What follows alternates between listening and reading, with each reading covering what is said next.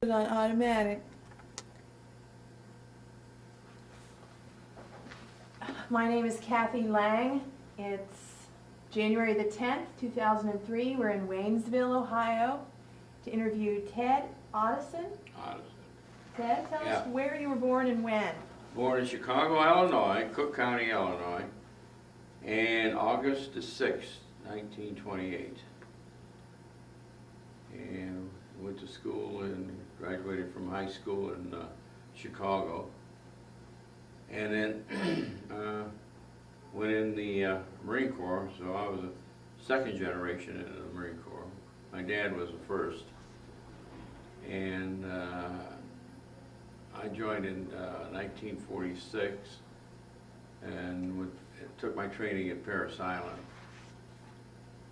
And then from Parris Island, they fanned us out to different bases. I was at the U.S. Mine Depot in Yorktown, Virginia for a while.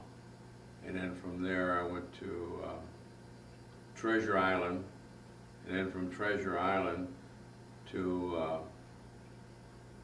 the Hawaiian Islands, and then from the Hawaiian Islands to Johnson Island, Kwajalein, Guam, Okinawa, and the final destination was China, Ottensen, China. Now this was after World War II? Was the war over when you went in? It was pretty much. There was a few pockets in there, but the main thing we were over there is trying to help the nationalists, which was sort of a losing cause. So you were trying to help the Chinese nationalists that fight the communists, and that's why you were sent to China. Okay. And they chose the wrong side. And basically we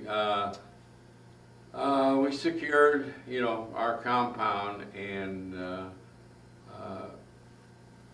protected our property, which in the evening we had problems with infiltrators. I think probably some of them might have been communist orientated. And then periodically we would have, I guess you would call it like a firefight with the, maybe a communist patrol or something like that. Because they wanted to get the Americans out. They weren't interested in having you guys there. No. Since we were patronizing the nationalists, Chiang Kai-shek. Mao Zedong was the communist leader. They called them Balus, which means bandits. But eventually the bandits took over China. And then, every once in a while, they'd shoot up one of our vehicles and so forth like that. And whenever we went on to sort of like an R&R, like that one time we went to Laoshan, and I happened to go along with a couple other guys as the security patrol, and we didn't run into anything there, but just in case. And from there we participated in our normal duties in China, but trying to maintain a good relationship with them, and until 1949 when they took over the whole area. Of course, we were the last group to leave. We left on, I think, latter part of January. It's been a whole trip going through the Pacific. I think we hit every typhoon in the Pacific. So you were in China from 46 to 49. What were the conditions like in China for the Chinese people? They weren't the best. No, they weren't the best. And there was a lot of hunger there. I mean, there was a couple of fellows and we used to, take food out to, especially to the kids, out in those pictures I showed you. We take food out to them and provide them something to eat. They were tickled to death to have something to eat. And I think that was the whole thing with the Chinese government. The top echelon got all they needed, but the regular people didn't get anything. And that was the same before and after the Chinese took over? I mean, the communists took over? Well, I was gone after that. But they, I guess, reading about it in the paper, they had their purges with different people. You went Mao's way or the other way, out. So you guys were trying to offer support for the nationalists. Yeah, who were there support as the a- nationalists. They would turn over equipment and everything, you know, to the nationalist army, and it was just wasted. It was just wasted material that they'd. I guess it was supposed to go to the army, but some of the higher echelons got the money and whatever they needed from the relief from the United States. Now, you were in a transport group, Yeah, motor transport. and you guys were responsible for taking care of the motorized vehicles? Motorized vehicles, transporting troops, and of course we had the infantry that did the guard duty around, you know, our equipment, because they'd come in there at night and strip the vehicles. The Chinese would, they'd steal? Yeah. The Yeah. nationals or the communists? I would say the communists probably getting parts, you know, for their vehicles that they took away from the nationalists. And I guess they used our area there for a supply depot. Some of them were a little unfortunate. The guards nailed them on there, but they still kept coming. They nailed one, and two more will show up. Yes, they needed those parts. Yeah, for the Jeeps and the trucks. We had the 6x6 trucks and the Jeeps, and that was our main vehicles over there. And you waterproofed vehicles. Yeah, we were in the beginning of waterproofing the vehicles, putting all that goop around the engine, electrical components like the spark plugs and the distributor cap, and then you had to put a pipe in there for the intake and a pipe for the exhaust. And we played around with that for, I guess, about a year. Now they've got it pretty well equipped now that you don't have to put that goop on it. So were you over there when the war officially ended? We were the last troops to leave. No, I mean in World War II. Yeah. Yeah, we on there. Some, there was a few stragglers there, but it was pretty well taken care of when I got over there. On there, the only thing every once in a while, you know, we'd be out in the area there, see if they're hiding some of the equipment in these different caves they had out in the hill in there. In this one cave, I went in there, and I guess the Japanese put these mortar fuses in there, and they set them up, you know, like that, and then if you take them out, they explode. But I guess they were sitting there too long, they got damp. But I come out there, hey guys, what's this? Everybody ran. Well, good thing they were wet. Yeah, I'd probably have been minus a hand or two. So tell us about your other job as a boxer. Well, the reason why I got into boxing, to condition myself. I mean, we do our calisthenics, but after calisthenics, the Marine great pastime was drinking beer. And of course, I still enjoyed my beer, but I decided, well, I get in there and keep myself in pretty good shape, and I started training. I had a Lieutenant Bell train me at the time, and there was about 3 of us guys in there. The other 2 guys dropped out, and I stayed in there, and I boxed the whole time I was in China, and I came back to Camp Pendleton, and then we used to go out on different tournaments. And this was the official Marine boxing team? Oh yeah, in Camp Pendleton on there, and you had your own quarters, and you had your trainers, and you had specific diets to go on too.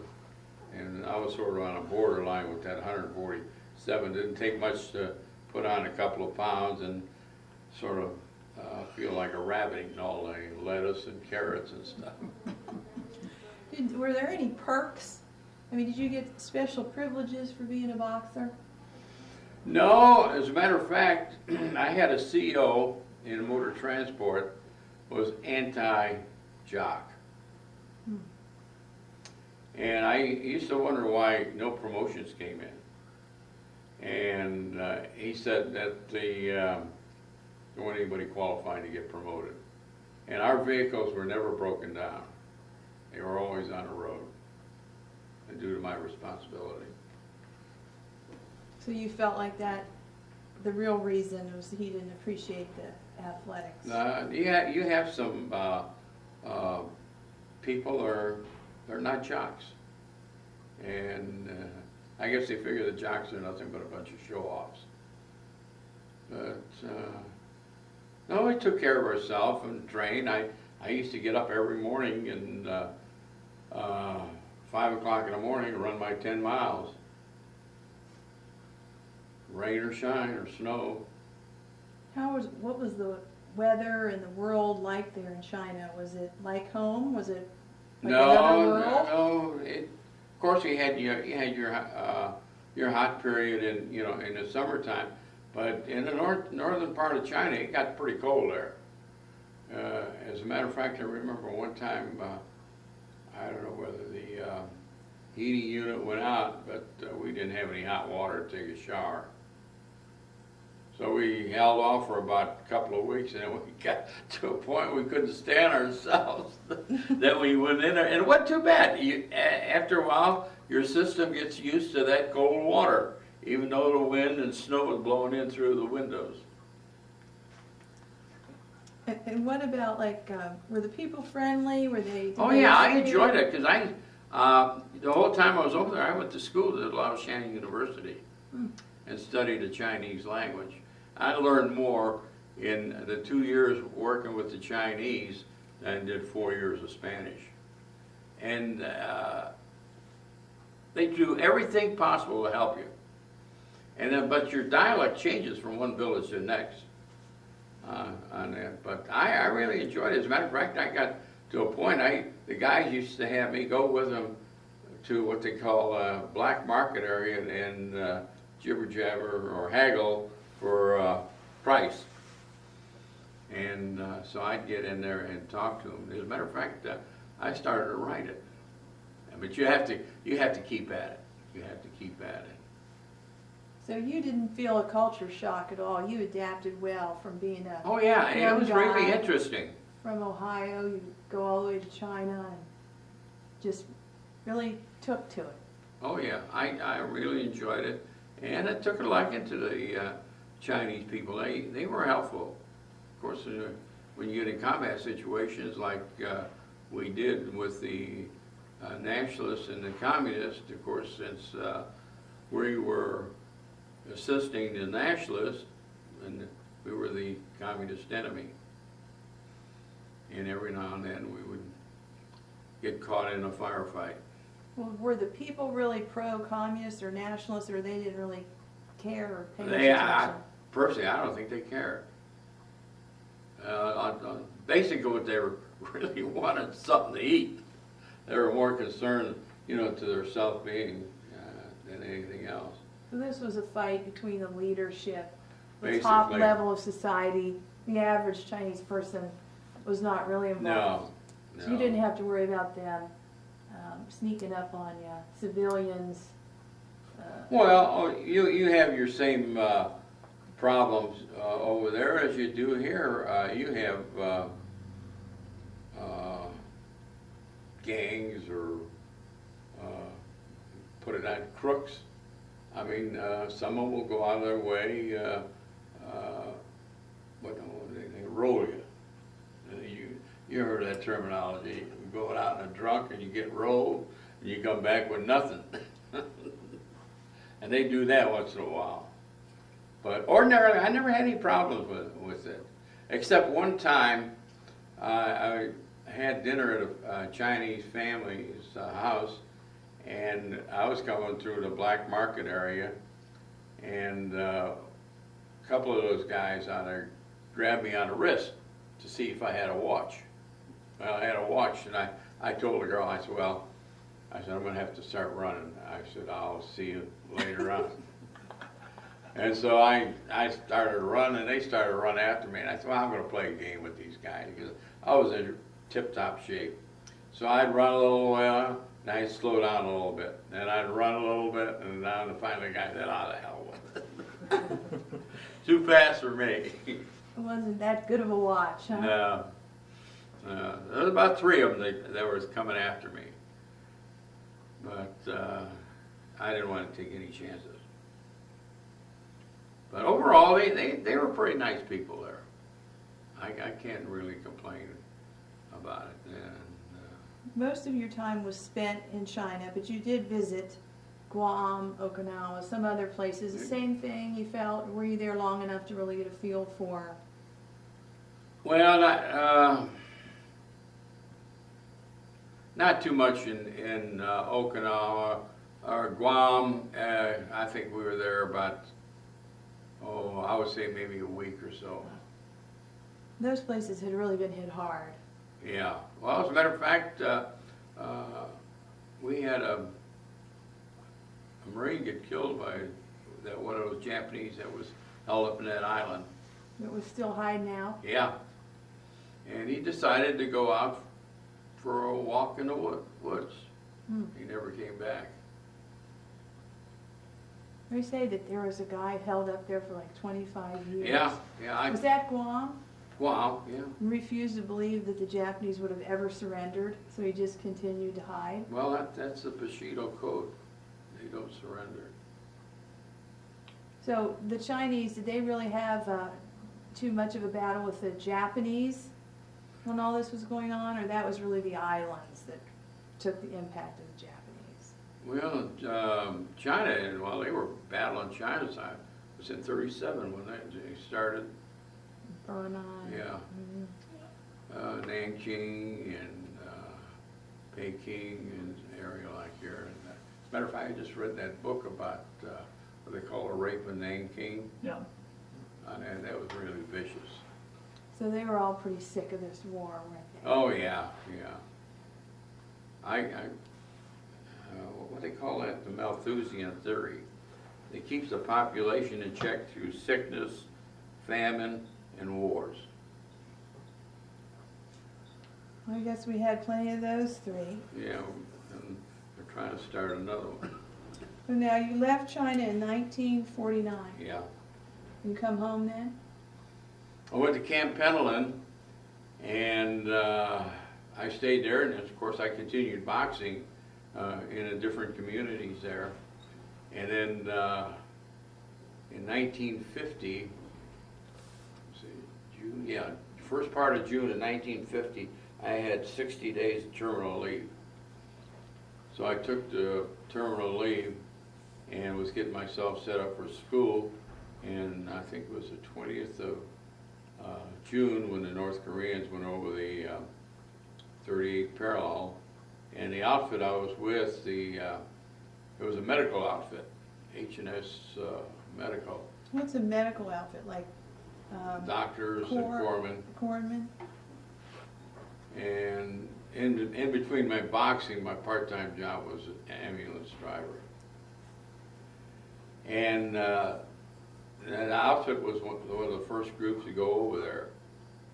And it might have been a godsend or that, because they had 85% casualties. may not have been here today. But you didn't have to go back? Well, they notified everybody through the television and radio that their leave was canceled, and I had to go to Great Lakes, and from Great Lakes I shipped out to Camp Pendleton again. And as a matter of fact, when I went out to Camp Pendleton the first night there, I got woke up at 3 o'clock. I said, "Hey, where are we going?" They said, "Korea." I said, "Hell, I just got here." And I said, "Where you?" They asked me where I was supposed to go, and I said, "The 155 Artillery." So he said, "Well, that's out 10 Cam 3. And so I went out there, and we went through our training program and everything out there. And Christmas that year in 1950, Christmas Eve, we were all called in back from our leaves and started boarding ship on San Diego. They had all the equipment and everything aboard, and they just decided to cancel it. Canceled it? Yeah. For everybody? In that division. So at that time you were released? No, I stayed in there, and then they transferred me to the 3rd Marines, which happened to be Chesty Puller's outfit. I don't know if you knew Chesty Puller or not. The most decorated Marine, right? Right. Still today? Yeah, he was my CO there. And what was that group called? 3rd Marines, is that what Third, you yeah, said? was it 3rd Marine Division, or I didn't stay there too long because I was getting ready to get out. So you got to get out even though there was another conflict going on. Sometimes they won't let you get out. Yeah, I told him, I said, if you keep me another year, you're going to keep me for 20 years. So they said you can go? Go, yeah. So at that time, 1950, you were released. Yeah. Did you get to go to... No, that was 51. But you didn't have to... They extended us for another year. But you didn't have to go to Korea. No, I lucked out twice. Actually, 3 times. The guy could have said, "Hey, just shut up, just pack your stuff and go." Well, I know the Marines got hit hard in Korea. Yeah, that outfit I was with, they really got nailed, that medical battalion. It's too bad. So you lost a lot of your comrades? Yeah, and some of the guys, I don't know what they came back, and I guess they transferred them to different outfits. But as a matter of fact, I showed you the picture of that one kid there. He got nailed up there. Trying to get up and behind a rock up there, and the damn machine gun followed him up. So after you were released, did you go to school on the GI Bill? Yeah. Did you ever box again? I was going to box over at the, I was out in California because my wife was still a Navy nurse. And I went to school there for a year, and then we had our little daughter, and then we decided to go back home.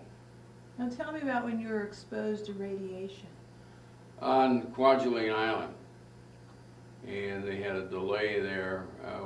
First, when we flew in there, I got pictures of all the ships, you know, around the lagoon there. And then we landed at Kwajalein, and they had a delay over there, I guess, until explosion was completed.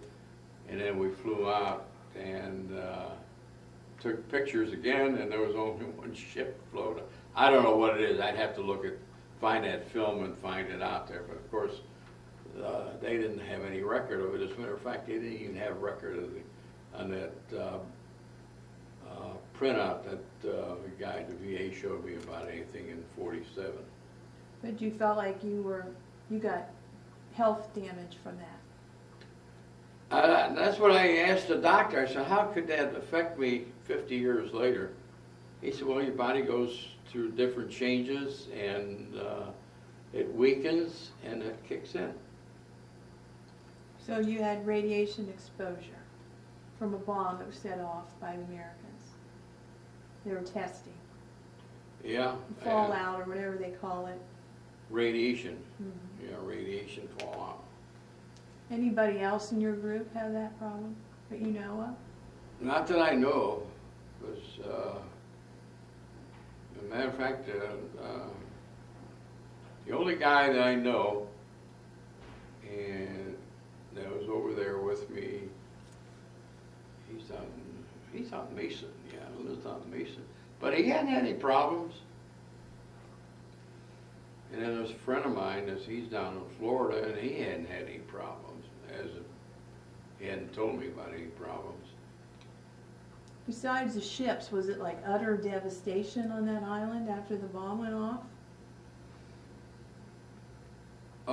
There just weren't any ships except that one. So they set it off underwater. Underwater.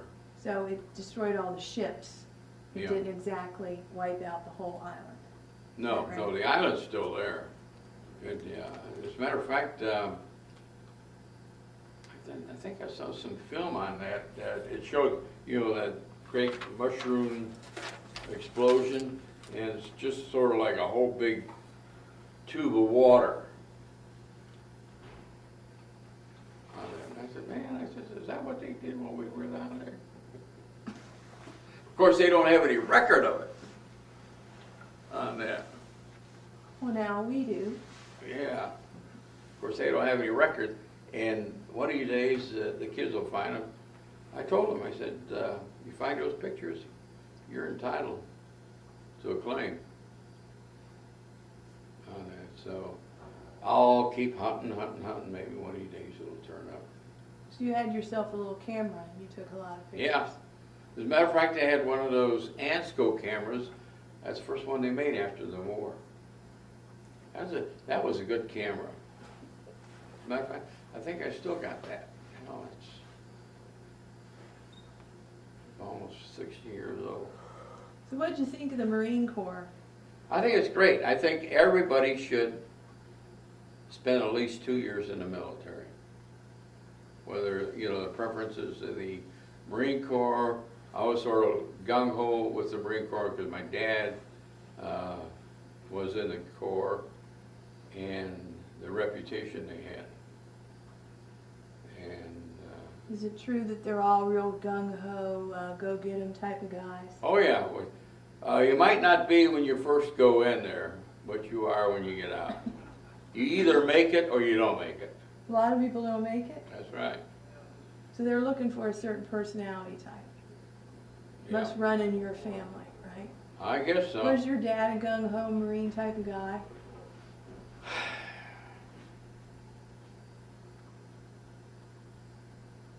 He was a dedicated guy. I mean, whatever he did, he was dedicated. And that's what you call Semper Fi. And now you had a daughter who was a Marine? Yeah, she was, well, you're a Marine till you die. I was just going to say that. I shouldn't have said was. Is a Marine. And now you have two boys that are talking. Talking about going into it. And I had an older son that was in it, and he was in the Marine Air Wing. So you got a lot of Marines in your family.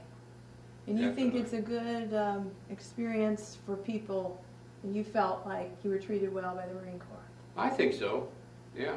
Sounds like they gave you a lot of chance to develop yourself with your boxing, your education, lots of training. Sounds like, they gave you a lot of opportunities. Anything you want to do, you can do. Whenever we got near base, well, like Camp Pendleton, they had a junior college. I used to go to take 1 or 2 classes over the junior college. I took courses through the Marine Corps Institute, and just get educated. Try to get educated anyway. But I don't regret it. Matter of fact, I'm able now, I'd go in myself. So you are still a Marine, and you don't regret that experience No, at I all? don't regret that. As a matter of fact, I'm proud of it. Well, that's good, you should be. Would you have anything else you'd like to tell the Americans about your experience, or just your feelings in general about that time in your life? I think it was educational, and it helped me, you know, through different jobs that I've gone into, and sort of developing into an aggressive person, not an obnoxious aggressive person, but a real aggressive person. And like I say, I think every American, either male or female, should spend at least 2 years in the military. So they never had to send you to knitting school, huh? No, I didn't get that bad. But I'll tell you what. One thing, you're talking about different things happen. I can see why these guys in the combat field get decorated with this Medal of Honor. Now, when I was boxing, and it's almost difficult to tell you, is you go sort of have that killer instinct. And I had that, and with one bout that I had, and I literally knocked a guy out of the ring, put him away for about 30 minutes. And it's a powerful feeling that you get. And something you read about these guys, of course, most of them don't live through it, but I think that's what happens to them. And I've had it happen to me a few times while I was just training with my different boxing buddies, and it'd kick in on me. And it's an awesome feeling. You think that's what the quality that the Marines are looking for, and that's what makes those Marines get that reputation of being fearless and warriors. That's right. That's pounded into you. And there is a difference between a soldier and a warrior. And I think that at some point, what you're talking about kicks in for some people, and then they become a warrior. Yeah. And you saw that, and that's what you're talking about. I experienced it myself. On that, only it was on a sport level, but it can kick in a combat level. And then sometimes they have a hard time making the step back into. As a matter of fact, it was a main concern on my part when I got married and when I disciplined my kids, that I might go too far. And that explains why the Marine Corps made some guys go to knitting school. Yeah. Because they were trying to give them the transition back. Some of them do, some of them don't. From a warrior back to just a man. A normal life. And some people have a hard time taking the step that way and also back. Yeah. So you got to experience that. Very interesting. But no, you'd be surprised that the only thing that you think about is killing that other guy. Do you think Chesty Puller was a guy like that? Yeah. He was a good, gung-ho, decorated, well-decorated Marine, and I've read, different books about him. He should have qualified for the Medal of Honor. I thought he did. Huh? All No, those medals he Silver had, Stars. he didn't get any Medal of Honor? No, he's got I thought the next thing to a Medal of Honor, I think, what's it, Silver Star or something like that. On that, but I think he had how would you put it? Politics in the military, No. and So he was more than just a warrior. yeah. No, he was interested in his men. Well, that's good. Interested in his men. And he tried to keep casualties down to the minimum. But if you have to go, you go. Well, I can see you make a great Marine. I thought I was, or am. Well, thank you for your service to our country. Okay, I'd do it again. Anybody, any questions? Joe? I think it was well done. Yeah.